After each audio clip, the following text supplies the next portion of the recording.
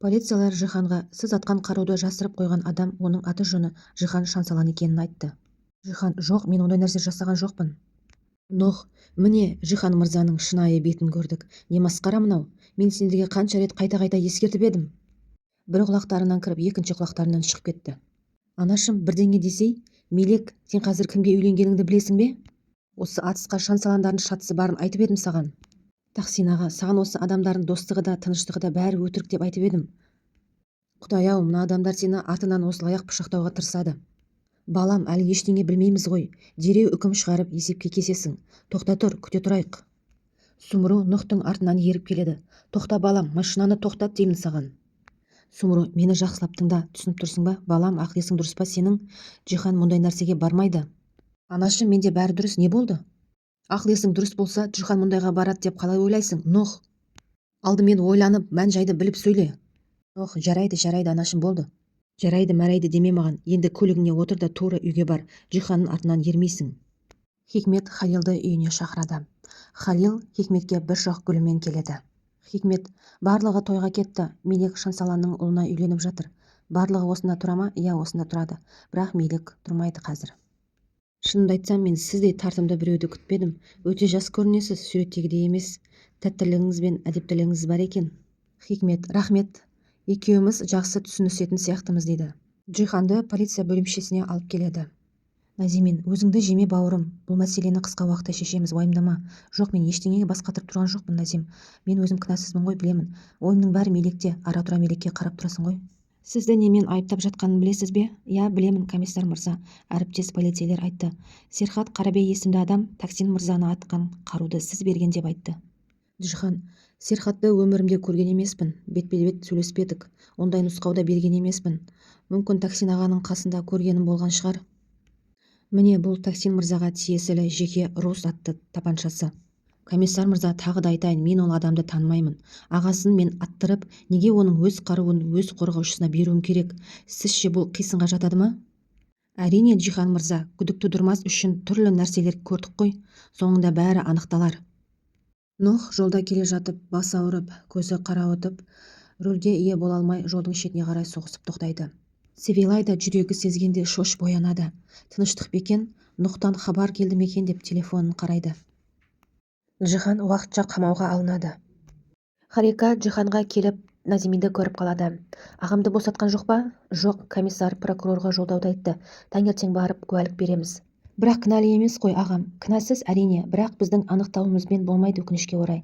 Назим аға, тордың ар жағында күнәсіз ағам отыр. Жүрегім шыдай алар емес, қатты соғып тұр. Назимин Хариканы жұбатып құшақтайды. Сөйлесеміз бе, шамалы ойыңда тынышталар еді. Болады, шынымен, үйге де барғым жоқ, деп екеуі кафеге сөйлесіп шай ішуге келеді. Тахсин әлі де түсіне алар емес. Комиссарға келіп, сонда Серхат Қарабей Жихан Шансалан атқызды деп айыптап тұрма сонда? Я, ресми түрде Жихан қазір күнәлі болып отыр. Серхат Қарабеймен кездескісі келіп, өзінен сұрап мән-жайды білгісі келеді. Бірақ Серхат Тахсинмен кездесуге шықпайды. Тахсин Жиханға келіп, аға қош келдің. Тахсин аға, мен ештеңе жасаған жоқпын, кінәм жоқ дейді. Я, білемін, өз қаруыммен атылыппын. Ол қару өз қорғаушымнан табылады. Қорғаушым арқылы Жихан жасады деп шығарады. Өте ақымақ нәрсе. Кім екенін білмеймін, бірақ олардың соңына дейін түсемін, табамын. Бұл қулықты кім құрса да соның бәрін бір-бірлеп сөйлетемін. Сені де бұл жерден шығаратын боламын. Рахмет аға, Нұхқа қарап жүрші, өтінем, Мелекпен үйлендік, енді қыздың көңілін түсіреме деп қорқамын. Уайымдама, Нұх енді қателік жасамайды. Нұх өзі оянып, әрең есін жияды. Сыртқа шығып қараса, машинасы соғылған екен. Қалайша бұлай болды деп өз-өзіне түсіне алмай жатыр. Мелек Жиханмен кездесуге келеді. Мелек, сені соншалықты жақсы көрем, мен де сені жақсы көремін. Қайда болсақ та, қандай жағдай болсақ та, тек қасыңда болыңдар. Маған соның өзі жеткілікті. Мен өте бақыттымын, сені жақсы көрем дейді. Мен де сені жақсы көрем. Хикмет пен Халил кафеде кездеседі. Сен осында туғанбысың, осында өстің бе? Иә, егер айтып беруді қаламасаң, айтпай-ақ қой. Біраз сөйлесуіміз керек. Халил, телефонда мен саған бәрін айттым, бірақ тағы да айтайын мұның бәрін. Менің жауым өз туғандарым. Шансаландар мен Тахсин Енешехир. Тахсин деген әкемнің қанына тиді деген әйелдердің біреуінің ұлы болып шықты, яғни менің ағам. Екеуін де жермен жексен еткім келеді. Мұны істемесем жүрегім тынышталмайды. Мен оларды бір теңсіз қалдырам, олардың өмірін құрдымға жіберем. егер менімен осы жолда бірге боламын десең, үлкен жетістікке жетеміз. Егер сатқындық жасасаң, менің жоғалтар ештеңем жоқ, өз қолмен өлтіремін. Ал келісетін болсаң, бізді алдыда үлкен соғыс күтіп тұр. Джиханды түрмеге алып кетеді. Тергеу басталады. Джиханды түрмедегілер жақсы қарсы алады. Тахсин тағы да оқиға болған жерге барады. Бұл жерде бір нәрсе түсініксіз болып тұр. Мен миымды жинақтауым керек, барлығын есіме түсіруім керек дейді. Ойланды, ол тапаншаны Серхат алып қап еді ғой. Қап бәлем, Серхат дейді. Тахсин барлығын есіне түсіріп болған жағдайды прокурорға келіп айтып береді. Надимин мен Харика сөйлесеміз деп екеуі кездесе бастайды. Тахсин, маған бұл қаруды Джихан берген. Тахсин ағамда атқан қару екенін қайдан білейін? Менің еш кінәм жоқ. Прокурор мырза, ант етемін, мен Тахсин ағама ештеңе жасамадым. Менің еш кінәм жоқ. Бірнеше сағаттан бері әлі айтып отырмын. Қысқасы, енді бәрін ашамыз. Ойын бітті, Серхат. Бүгін Тахсинмен сөйлестік. Алланың ісі ғой, тіпті көрмеген деп ойламаған нәрселерді айтты. Серхат амалдың жоғынан мойындай бастайды. Сол күні екі ағайынды татуласамыз деп асқа шақырған еді. Тахсин аға мені қалдырып өзі кетті. Мен кейін көрдім, артынан тапаншасын тастап кеткен екен. Шансаландарға сенім жоқ, не істерін білмейсің. Мен сол тапаншаны жеткізбек болып, Тахсин мырзаның артынан жүрдім. Алдында Тахсин мырзаның машинасы тоқтап тұрғанын көрдім. Түсіп барып ішіне қарасам, Тахсин мырза жоқ. Орманға қарай бардым, бірақ бір адамды көргендей болдым. Кім екенін білмей қорыққанымнан оқты атып жібердім. Ол адамның Тахсин мырза екенін мен қайдан білейін? Алла куә, білген жоқпын, сол жерде не істерін білмей абдырап қалдым. Тапаншаны сүртіп жасырып қойдым дейді. Прокурор мырза, комиссар, шын айтайын, бұл абайсызда болды. Мен қатты өкінемін. Қатты қорқып қалдым, не істерімді білмедім. Серхатты түрмеге алып кетеді. Қаншама жыл қасымда жүріп сыртынан пышақ сұқтың. Мойындап айтсаң, мен саған бір нәрсе жасар ма едім? Тахсин аға, кешіріңізші, қатты қорықтым. Адамнан қорқып, Алладан қорықпадың ба сонда? Деп шапалағын береді. Джиханды түрмедегілер шығарып салады. Сыртта Мелек, Сумру, Тахсин және Назимин күтіп тұрады. Барлығымен құшақтасып қауышады. Тахсин аға, сен болмасаң бұл жерден шықпас едім. Жоқ, сенің ешқандай жазыңы жоқ еді ғой онсыз да. Рахмет сізге, аға, яғни кейде сізді аға деп қоям, шындығында ағамсыз ғой. Иә, ағаң болайын, бей дегенді алып таста. Тахсин шамалы көзіне жас алып қалады. Барлығын артта қалдырып, өмірдің жаңа парақшасын ашайық. Бәріміздің ниетіміз түзу болсын. Бәріміз отбасымызбен тамақтансақ болады, біздігіне келіңдер дейді. Тахсин Нухқа келіп, Джиханның түрмеден босап шығанын айтады. Нух, балам, Джихан Мелектің күйеуі, сенің туған әпкеңнің баласының әкесі. Ол жазықсыз түрмеге түсті, яғни мені аттырып, менің қорғаушыма тапаншаны береді екен. Серхаттың өзі күнәсіз болып шығыпты. Ойластырғанын қара. Барлығын еске түсіріп сол орманға бардым. Жүріп шықтым, барлығын қарадым. Барлық лексикалық бөліктерді бір-бірімен біріктірдім. Яғни ол мені Серхат ақымақ қылған екен. Міне қара, Джихан жазықсыз деп қаулы шыққан қағазды Тахсин Нухқа береді. Тахсин Джихан мен Нухты татуластырады. Біз енді бір отбасы болуға шешім қабылдадық. Құдай қаласа бірге әрекет жасаймыз, осы компанияны ары қарай жалғастырып.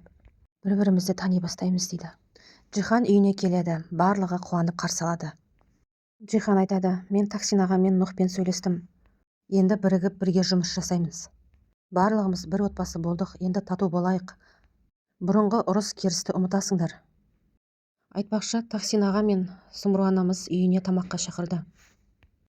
Барлығымыз түгел барып, басымызды қоссақ деймін. Алла қаласа отбасымыз үлкейеді. Балам да тыныштықта өскенін қалаймын. Оны жақсы көретін үлкен отбасы болса деймін. Асад пен Харика Тахсиннің үйіне барғысы келмейді. Жақсы, Асад, бармайын дейсің ғой. Банктегі шоттарың бұғатталса таңғалма дейді. Оның не қатысы бар? Қатысы бар әрине. Бір нәрсе сұрасам, ешқашан орындамайсың. Жалпы айтайын дегенім сол, қаншалықты отбасымыз үлкен болса, соншалықты қолдауымыз көп болады. Нух Севилайдың сыртынан қарап таңсанып тұрады. Севилай, неткен сұлусың деп. Севилай Нухтың келгенін көріп қояды. Халил Нухтың артынан андып Нухқа қарап тұрады. Нух психологқа келе жатады. Кенеттен жолда бас ауырып, тағы да құлап қала жаздайды. Халил сыртынан қарап тұрады. Нух психологқа келеді. Сіздің көмегіңізге мұқтажбын. Осы ашуымды, жүйкемді, өзімді ұстай алмауды жақсылап реттегім келеді. Жасайтынды жасап, айтатынды айтып алып, өзімнен 100 рет, 1000 рет өкініп кешірім сұраймын. Өзіме солай ашуланамын. Нух, саған не болды деп.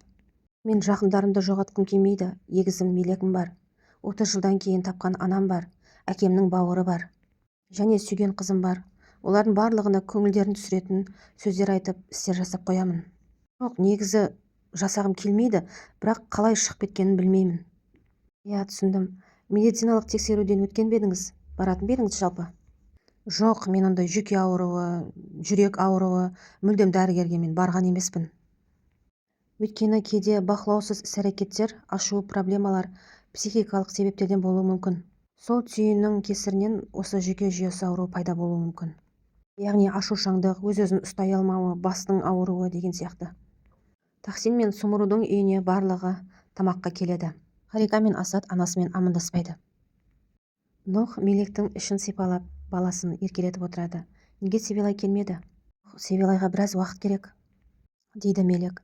Барлығы үстел басына жиналады. Сол сәтте Хикмет кіріп келеді. Барлықтарың бір отбасы болып жиналып қалыпсыңдар. Осы көріністі қалт жібермей суретке бір түсіріп алайын дейді.